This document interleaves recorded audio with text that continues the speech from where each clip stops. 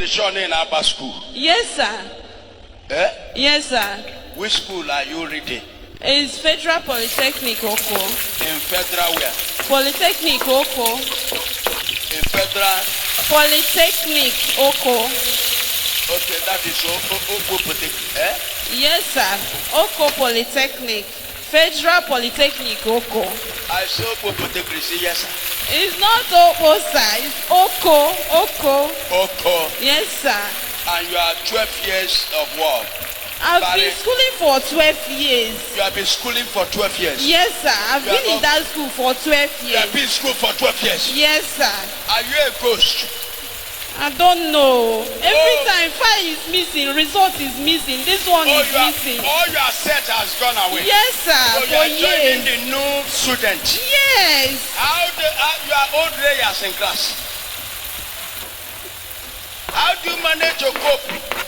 What makes you feel men are better than women? Even though the husband is called the Lord, it doesn't mean a superior to the female gender. Because in 1 Peter chapter 3 verse 7, the Bible says we are equal heirs in Christ Jesus. God created that order in the marriage institution so that government can flow. But if you come out and think you want to undermine women because you are a man, go back to your village. That's what your ancestors taught you. It's not in the Bible. It didn't say men are superior to women. It is our inability to create this difference that is also causing the rise of this demonic move where women do say they will stand for themselves. If a woman is leading an organization today, or if a woman wants to be a president today, everybody begins to attack, try to frown at her as though she's doing something wrong. The Bible said in Genesis chapter 1 that he created them male and female, and he called both of them man, and he said he created man male and female, and that's why in salvation we are equal. But when God created the marriage institution, he decided to create some form of order so that his purpose can find expression. And so in marriage, a woman is submitted to her own husband. It doesn't mean a woman is submitted to every man in society. When the woman gets into the society, she has the right to live out her full potential, and any attempt to subjugate her is witchcraft.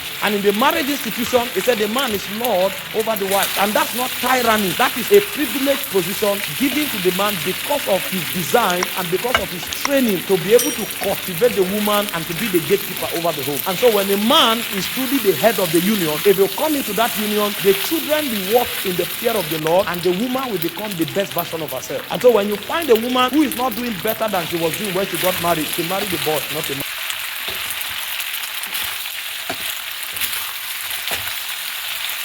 Some persons are shocked that we are not yet destroyed. They were hoping that by this time we should be stranded. Like this video. But every time they come to check, the glory increase. Every time they come to check, the influence increase.